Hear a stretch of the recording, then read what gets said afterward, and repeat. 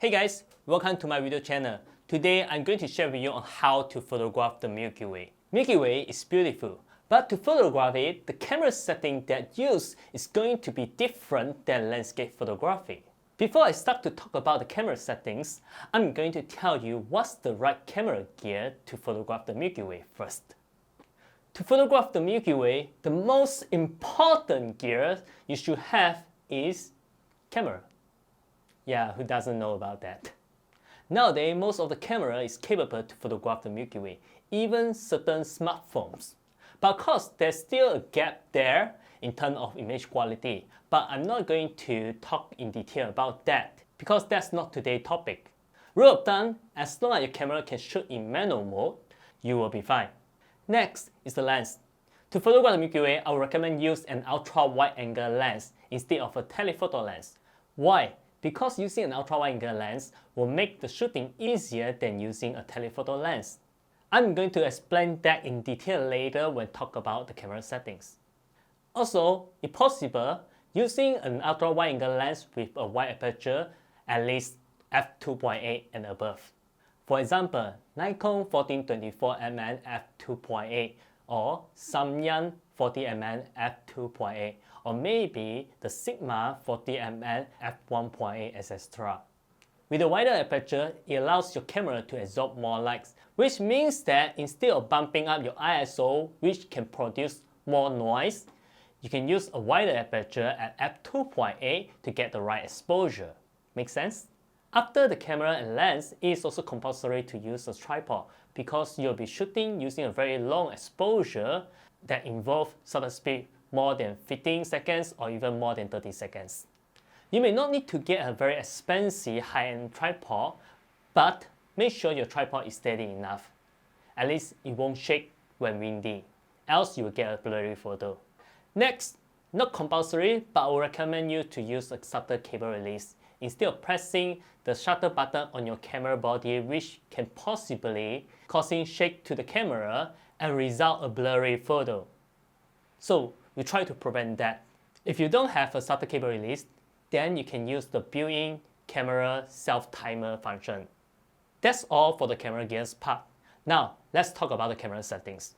Before start shooting, make sure you set your camera to shoot in RAW.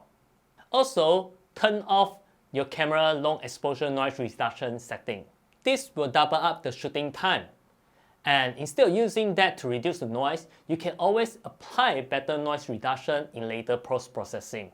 So to save more time and take more photos, turn off the long exposure noise reduction. For white balance, it's okay to use auto mode because you are shooting in RAW. So you can easily correct the white balance in the post-processing later.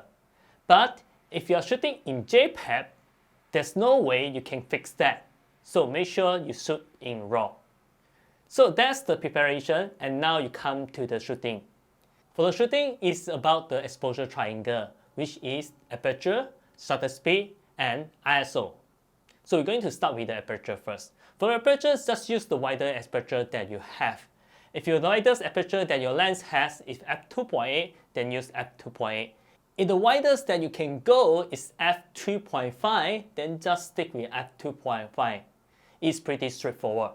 So that's for the aperture. Next, talk about the shutter speed. For the shutter speed, we are going to use a rule called finder rule to determine the shutter speed that we are going to use to take the photo. Due to Earth rotation, Milky Way always moving from one position to another position throughout the night. So if you are using a too long shutter speed, like 2 or 3 minutes, you won't be able to get a clear and sharp Milky Way. But you get star trails. If you want to take the photo of star trails, then you go for like 30 minutes or more.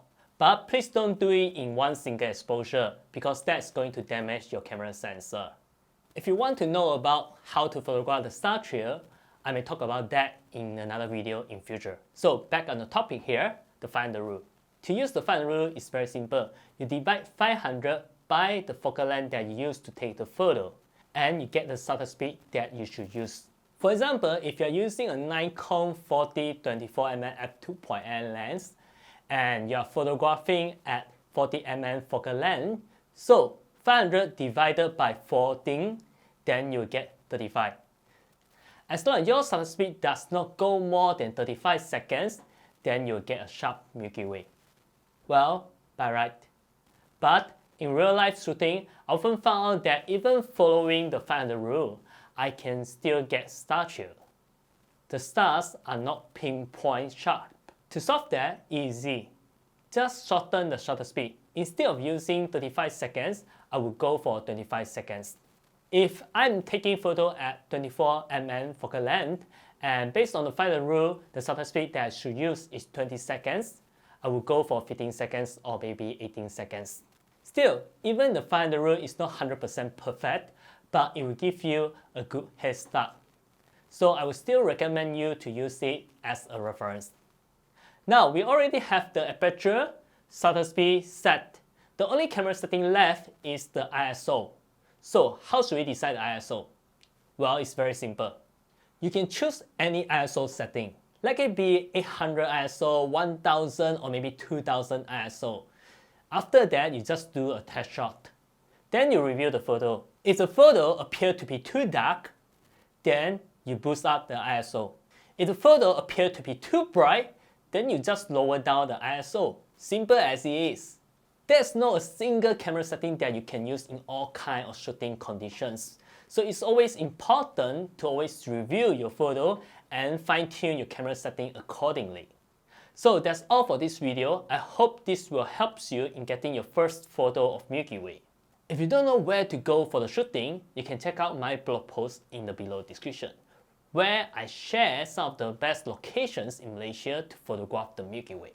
I wish you all the best in your shooting, and if you want to share your photo with me, feel free to tag me on Facebook or Instagram. If you want, I can give you some feedback too.